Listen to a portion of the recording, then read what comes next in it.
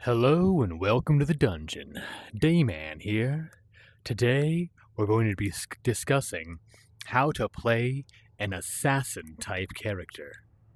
That's right. This is requested in the comments below, and I did my best to find the most suitable um, build for an assassin type character.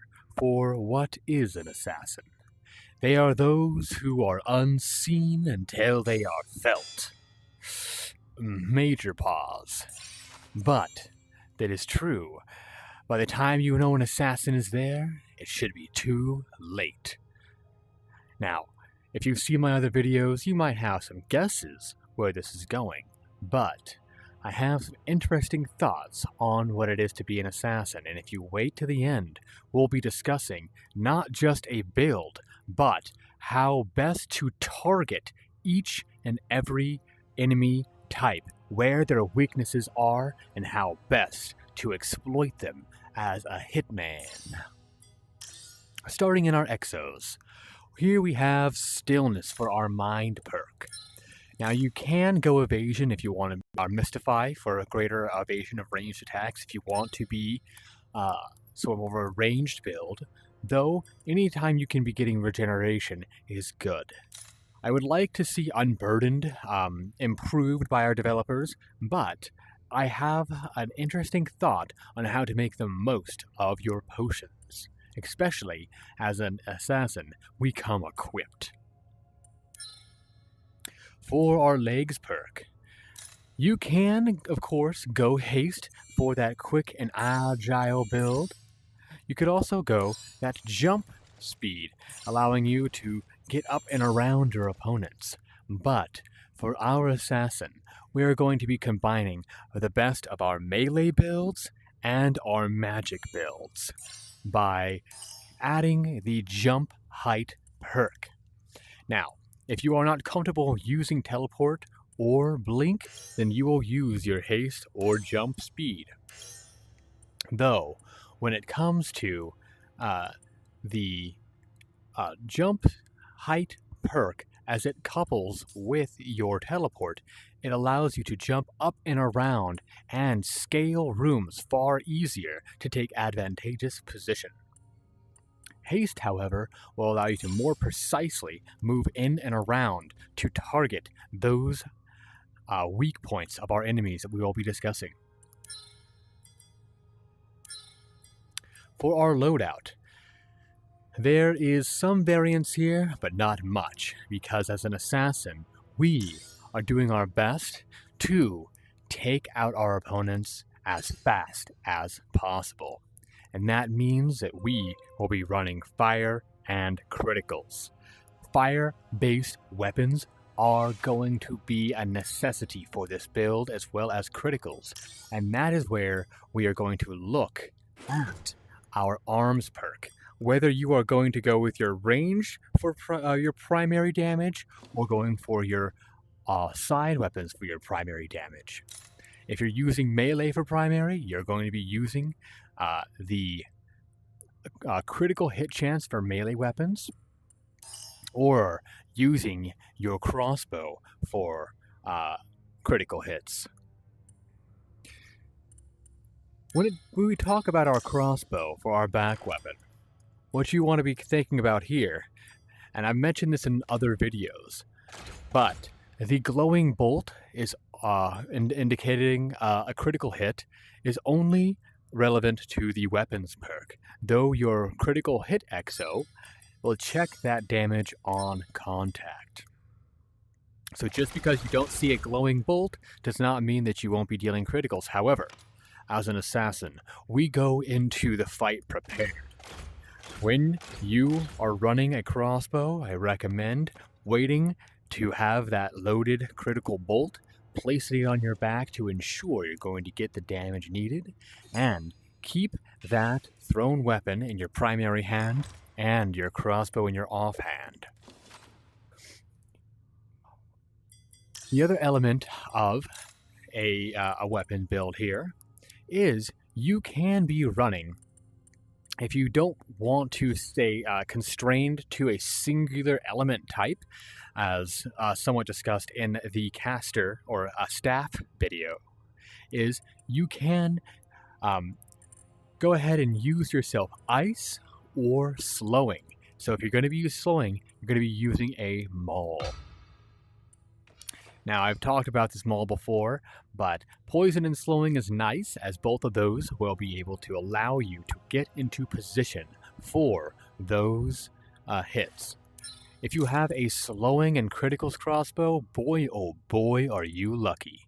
However, you are also welcome to use a slowing crossbow in order to slow down an enemy, in order to get off those specific hits at the correct hitboxes. So if you don't want to be using a slowing based maul or hammer, you can do that as well. So changing up the variety of your damage types is nice, but remember, by having the option to deal the most damage, that is why we are running criticals, not just fire. Now, vampire, as it pertains to your bladed weapons, we've discussed, is your ability to stay in a fight. As a assassin, we're not trying to stay in the fight. Now, I do like the option of being able to be a sort of charger type character, keeping those weapons in front of you, and then going in for those teleports into an enemy. Tracing it so that you are seeing going to the edge of a combat, boom, and then getting out. Go to the edge of a combat and then get out. So that these will make contact with the fire and criticals without having to stay in the fight with the chance of getting dropped, as our recovery options are only on our bladed weapons and the ability to stay still. But because we are running the chest perk for additional potions, that is going to come in handy to keep those additional potions on hand. There is a elephant in the room. Well, Dayman, isn't there a way that you can instantly take out any enemy with an ice staff? And boy, oh boy, are you right.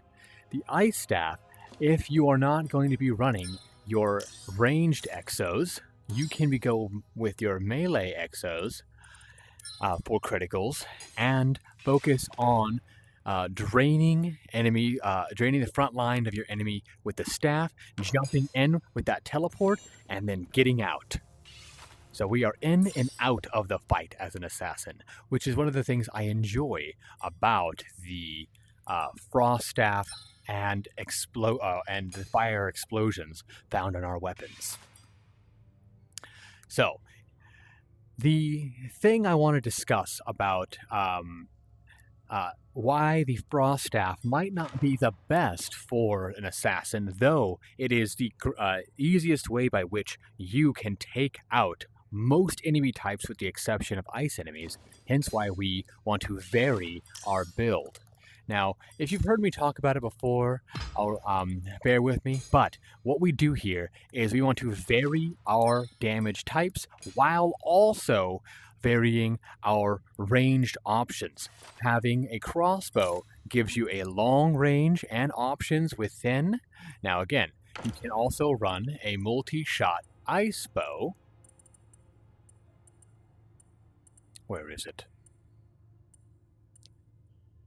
A multi-shot crossbow will be good at being able to take out those shots. So there's an option there if you don't want to be running ice staff. So if you have a multi-shot ice crossbow, which I do not, oh weep for me, for Dayman has not yet been blessed by the dungeon. However, the reason I recommend running a crossbow as opposed to a frost staff is that the thrown weapons will only target specific targets on an enemy. You might be lucky to get that headshot, And if you are lucky to end up getting into position and triggering that poison and slowing, it might allow you to target those points as suggested. However, the crossbow allows you to take better aim and deal greater DPS against certain enemies such as Doomers and Octoluses, as their hitboxes for their headshots are not going to be targeted by your daggers. So this gives you more versatility in how you choose to target down your enemies.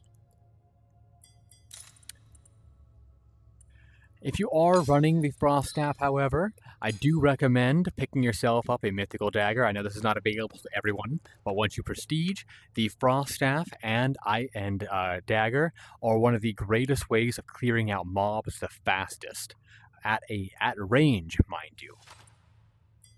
So, we've talked about our exos and what we're looking at there. We've also talked about our builds, but that is not all this video is about. Now, why are we running that chest perk if we're not going to use it? As an assassin, you gear up. You're going to load up your ice. You're going to load up your bombs. And most importantly, you will be loading up your invisibility. Now, this is one of the only other builds that I feel strongly necessitates the quad potion. So, assassins make good money, so these potions should not be ones that you feel discouraged in purchasing. Get yourself well stocked, and remember, I can carry 4 potions as opposed to simply 3. I would like to see that increase to either 5 or 6 at max level. We'll see if the devs are so gracious as to hear my pleas.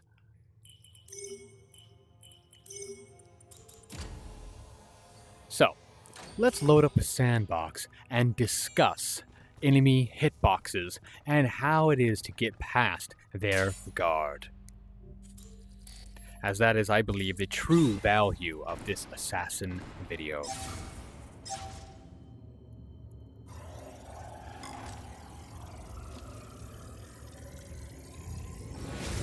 I'll see you on the other side. Let me know if you catch the reference of my avatar. I'm going to add some power-up potions just so that we can kind of stay looted up. So, there's no need to discuss critter type enemies such as single HP creatures such as tiny wasps and slimes and various others. The same is true with skeletal minions. Skeletal minions have no ways of mitigating damage. The same is true for archers. So we're going to load up a few of our skeletal warriors. Skeletal warriors are the skeletons with armor on their body. And though for our player characters, armor is cosmetic, on enemies, armors actually do mitigate damage. The wizard is something you might have had trouble dealing with in range. Now, we all know skeletal boss, you gotta rearrange his pretty face. So that's why we're going to be bringing in a crossbow or that dagger. Oh no, I have the wrong dagger, but that is okay. For your zombies, we know that their head is one of the easiest locations to deal damage to, but how do you get to that headshot? We will discuss. I'm also going to load up some of these bomb imps, as I know they give many people trouble. We're going to load up a singular doomer and discuss how best to handle them. We will also be working with an Octolus. We're going to load up a legendary version of the Octolus, as there is some niche tech with that variety of enemy. Alright. So, the nice thing about having this option of being able to blink up and around, it allows me to get away from my enemies and take get my eyes in the sky and see where they are. So, when it comes to these skeletal warriors, what you want to do is target down their face, which can be done by using a dagger or thrown weapon, thrown straight ahead of you. Now, when we have these bosses, enemy types here, see how I can very quickly get up and away from damage? Their arms as well are options for you, as they are the least armored portions of their body. So get up and around, wait for them to attack, and then you counterattack, coming through the sides of their body, not going straight into their body.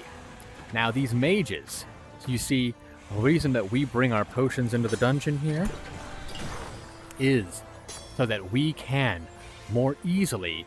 Now that guy actually hit his own ally.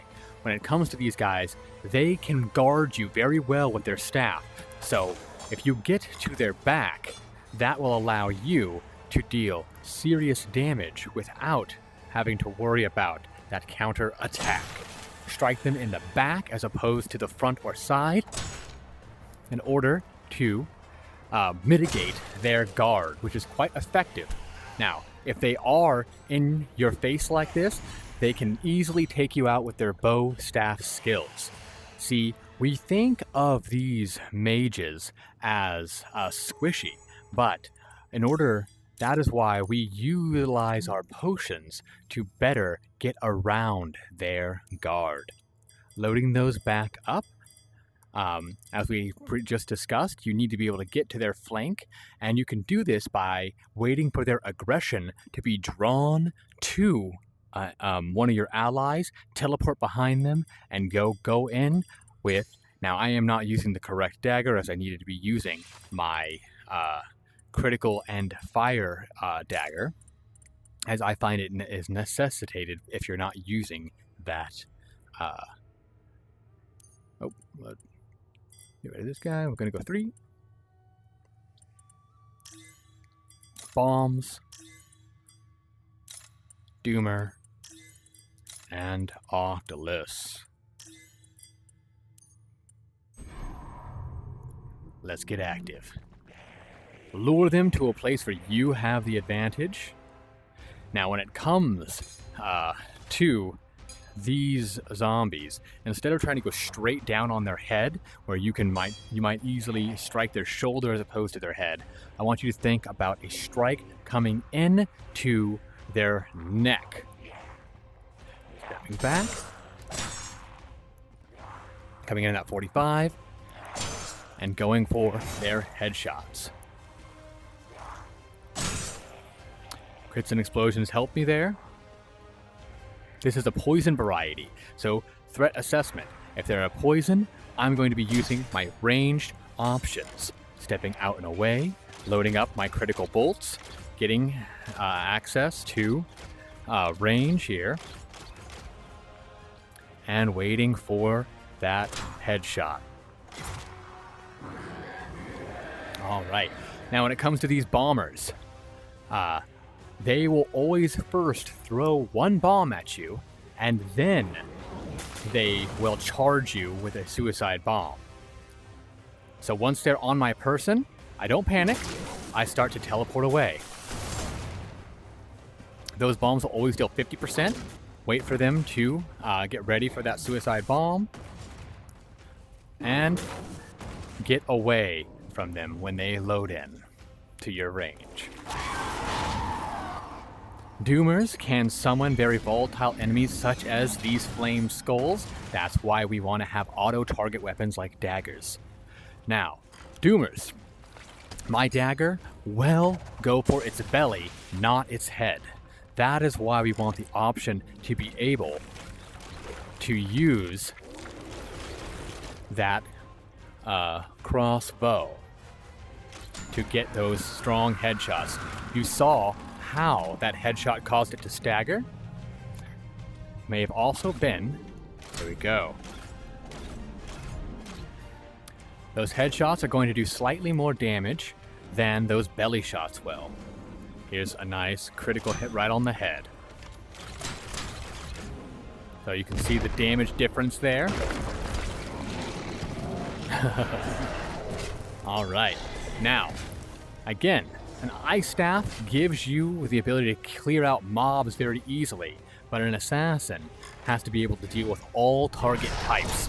Shoot them directly in the mouth, or spray and pray on those eyes. Remember, if you're going to die to an octolus, die to its bite, not its flames. Up and around, getting close. Now, once you have this thing, get your quad going, and get ready to deal serious damage to that open mouth.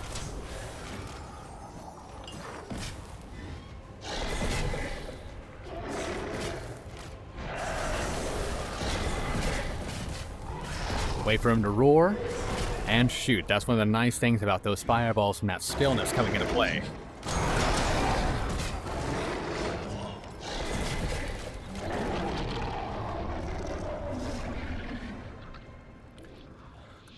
Alright. Now, if you prefer to, you can utilize that continuous motion, especially when dealing with creatures like the mages and zombies. You might be better off going into continuous movement to kind of stay at range, move around their attacks, and to get into those vital targets a little more easily. However, as an assassin type build, you are also going to be making use of all of your kits. When you are surrounded by multiple enemies, what you are going to do, and this is a bonus tip, as any good assassin is going to be able to make quick work of hordes as well, not just singular enemies. Were I to be in a fray with multiple enemies, I'm going to come in, drop both of these instantaneously, and be done with a horde on my person. So you can utilize those two bombs, hazards. You can use your teleport, move in, and drop and move out. And with that, we've covered how best to target down enemy types, remembering that their armor will actually mitigate the amount of damage done to them, so striking them along the arms or the head is one of the best ways of dealing with armored enemies. And by aiming at the octolus's mouth or its various eyes around its head, as well as aiming at the doomer's face, as well as the skeletal boss's face. I hope you've learned something here today, and till next time, remember to disinfect your face mask and wash your face. Dayman out. Peace.